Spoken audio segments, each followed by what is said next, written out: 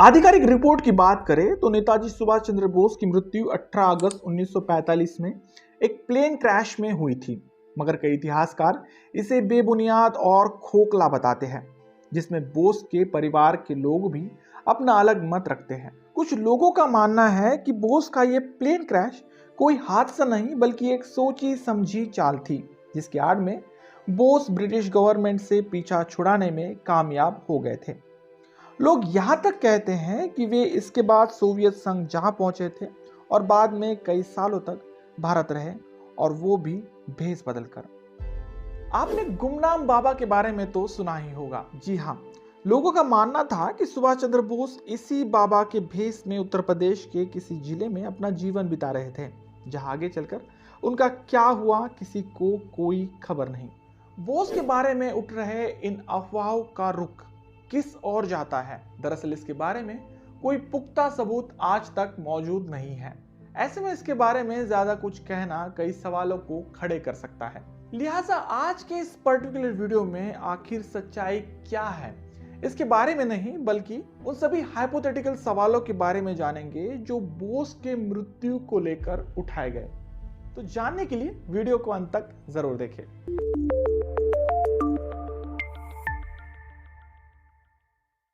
शुरुआत करते हैं जुलाई 1945 में।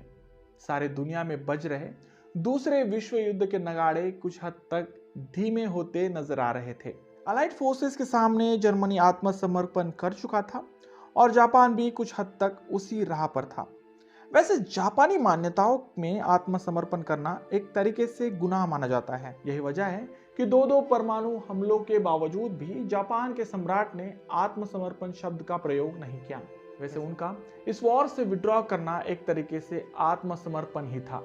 उस वक्त सुभाष चंद्र बोस जापान की ही एक टेरिटरी सिंगापुर में मौजूद थे।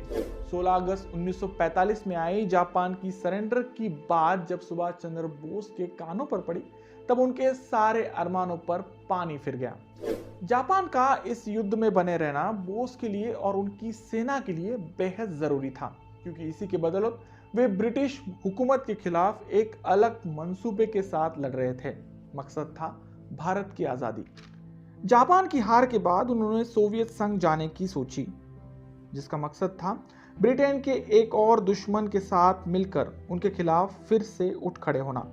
यहां तक की कहानी को सभी इतिहासकार इसी तरह से बताते हैं। सेकेंड वर्ल्ड वॉर खत्म हो रहा था, जापान ने सरेंडर किया और सुभाष चंद्र बोस ने सोवियत संघ जाने की ठान ली। इस तरह की कहानी को, मगर इसके बाद की जो कहानी घटी उसके बारे में कई इतिहासकारों के अलग अलग मत है।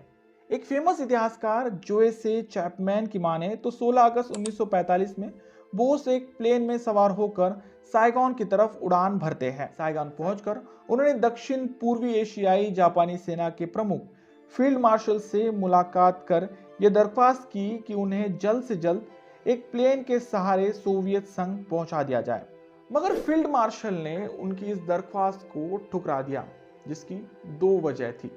पहली तो ये कि जापान अब तक बोस को बहुत मदद कर चुका था, लिहाजा वे अब बोस की ज्यादा मदद करने में इंटरेस्टेड नहीं था। और दूसरी वजह यह कि सेकेंड वर्ल्ड वॉर में सोवियत संघ जापान का दुश्मन था। ऐसे में बोस को अपने दुश्मन के यहां भेजना जापान को थोड़ा अनइथिकल लगा। लिहाजा चैपमैन के अनुसार इस मुलाकात के बाद फील्ड मार्शल ने सुभाष चंद्र बोस को टोक्यो भेजा था। एक अन्य इतिहासकार क्रिस्टोफर बेलियोन्टीन हार्पर की माने तो 17 अगस्त 1945 को ही सुभाष चंद्र बोस ने सिंगापुर को उड़ान भरी। साथ ही साथ उन्होंने अपनी सेना आईएनए यानी इंडियन नेशनल आर्मी को डिसबैंड यानी भंग करते हुए ये कहा था कि दिल्ली को जाने के कई रास्ते हैं, बशर्ते दिल्ली हमारा आखिरी लक्ष्य होना चाहिए। उनके इस वक्तव्य से एक बात तो पूरी तरह से साफ हो गई थी कि वो जल्द से जल्द किसी सेफ जगह जाकर दुश्मन के खिलाफ अपना एक अलग मोर्चा निकालना चाहते थे, मगर कैसे? क्रिस्टोफर इसके बारे में आगे लिखते हैं कि 17 अगस्त 1945 के रोज साइगॉन हवाई अड्डे पर एक जापानी विमान बोस का इंतजार करते खड़ा था। मकसद था बोस को सेफली सोवियत संघ पहुंचाना। यह तय हुआ था कि बोस के साथ उनके कुछ सहयोगी भी साथ जाएंगे, जिसमें कर्नल हबीबुर रहमान, एस.ए. अय्यर और मेजर आबिद हुसैन शामिल थे। मगर प्लेन के पास पहुंचते ही ये पता चला कि प्लेन में केवल एक ही इंसान की जगह खाली है। ऐसे में बोस के कहने पर एक और सीट की व्यवस्था कराई गई, जिसके बाद कर्नल हबीबुर रहमान बोस के साथ इस सफर में सहयोगी बने। दोपहर करीब 2:30 बजे के आसपास इस विमान ने बोस और अन्य 12 लोगों के साथ साइगोन हवाई अड्डे से उड़ान भरी।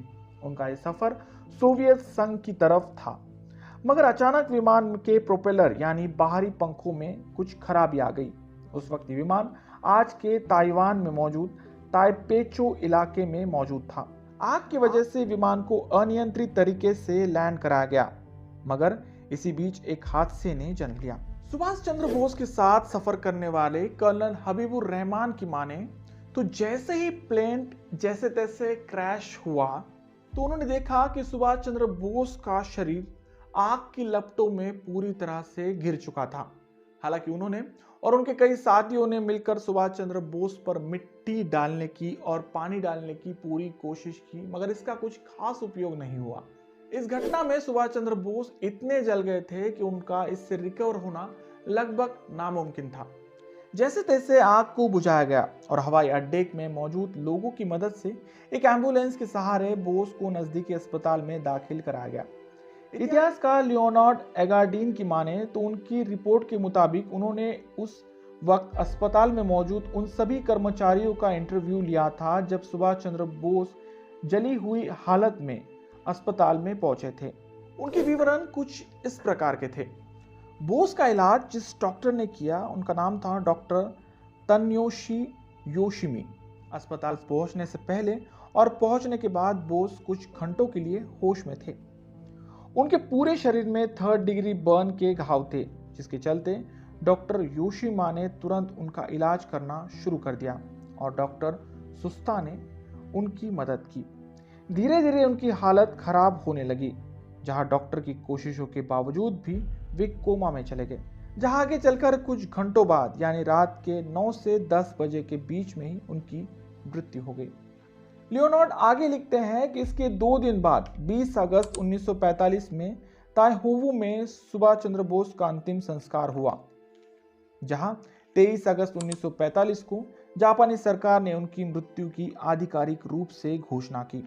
आगे के विवरण में यह बताया गया है कि 7 सितंबर 1945 को जापान के ही एक अधिकारी ने सुभाष चंद्र बोस की अस्थियों को टोक्यो लाया था और सही सलामत टोक्यो इंडियन इंडिपेंडेंस लीग के अध्यक्ष राम मूर्ति को सौंपा था, जिसके बाद 14 सितंबर 1945 को बोस की याद में एक स्मारक सेवा आयोजित की गई और उनकी अस्थियों को रंगकोक टेम्पल में रखा गया। आज भी अस्थियां यहीं पर मौजूद हैं। इन सभी आधिकारिक रिपोर्ट के बावजूद भी एक सवाल अभी भी बरकरार है, क्या वाकई उस प्लेन क्रैश में जिस शख्स की मौत हुई वो सुभाष चंद्र बोस ही थे या फिर कोई और? इस सवाल की खोज में भारत ने भी कई कमीशंस का गठन किए, मगर इसका जो रिजल्ट निकला वो इतना सेटिस्फाइड नहीं था। 2016 में भारत सरकार ने बोस के जीवन से निगड़ी सभी बातों को जनता के सामने सार्वजनिक किया था, जिसके मुताबिक ये दावा किया गया कि भारतीय खुफिया एजेंसीज को ये शक था कि सुभाष चंद्र बोस अभी भी रशिया में मौजूद थे और बाद में भारत भी आए। 2018 में पूछे गए एक आरटीआई के सवाल का जवाब देते हुए भारत सरकार ने कहा था कि सुभाष चंद्र बोस की मौत एक प्लेन हादसे में ही हुई थी। इससे आधिकारिक रूप से ये बात तो सच है कि भारत सरकार भी मानती है कि सुभाष चंद्र बोस प्लेन क्रैश में ही मारे गए थे। मगर दूसरी ओर इसे चैलेंज किया बोस की बेटी अनीता बोस ने। उन्होंने इस बात को साबित करने के लिए भारत सरकार से ये गुहार लगाई कि उनके पिता यानी सुभाष चंद्र बोस की अस्थियों को भारत लाया जाए और डीएनए टेस्ट की मदद से इस बात की पुष्टि करा दी जाए कि वे बोस ही थे या फिर कोई और। हालांकि उनके इस चैलेंज को भारत सरकार ने कुछ ज्यादा तवज्जो नहीं दी। ऐसे में अभी भी वो सवाल बरकरार है, क्या सच में 18 अगस्त 1945 को जो हुआ वो सच था या फिर कोई छलावा? आप इसके बारे में क्या सोचते हैं? कमेंट बॉक्स में जरूर लिखें। वीडियो अच्छा लगे तो प्लीज इसे लाइक कर अपने दोस्तों में शेयर करना ना भूलें।